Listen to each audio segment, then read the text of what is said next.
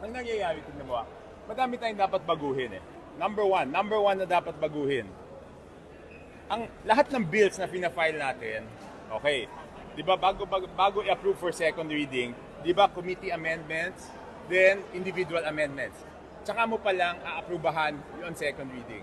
Pero dun sa budget, dun sa GAA, ano yung napakasamang ginagawang practice dyan? Committee amendments, tapos sasabihin, i-approve sa second reading, and authorize a small committee na gumawa ng individual amendments. Yung small committee na yon, walang minutes yun. So para mo silang binigyan ng blank check, di ba?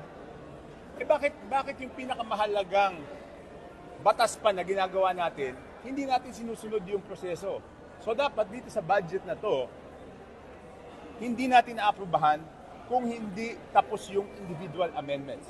Huwag natin aprubahan on second reading kung hindi tapos yung individual amendments.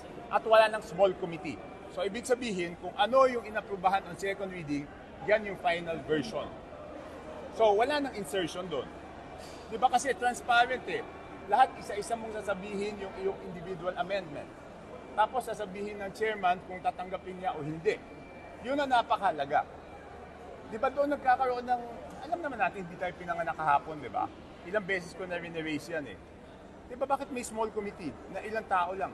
Bakit hindi transparent dito i-propose ng bawat member yung amendment at tanggapin o hindi? Tapos pag in-approve natin ang second reading, wala nang pwedeng galawin doon.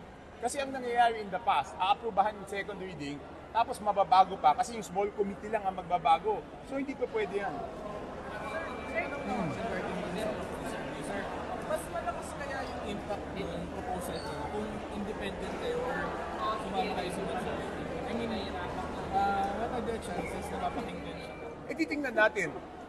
Pag hindi pumayag yung mayorya dyan, ibig sabihin may tinatago sila. Kasi bakit mo gustong ipasa sa small committee?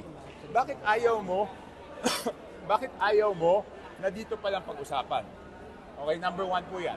Number 2, dapat wala ng post-enactment. Kasi ang pinagbawal doon sa PDAP is yung post-enactment ng budget. Ano yung ibig sabihin ng post-enactment? Okay, papasa natin yung AIX. Papasa natin yung TUPAD. Papasa natin yung AKAP. Ano nangyayari pagkatapos ng budget?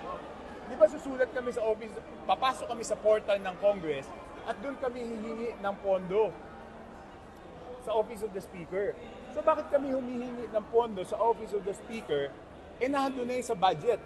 Dapat pag napasok na yun sa department, wala nang intervention ang Kongreso doon. So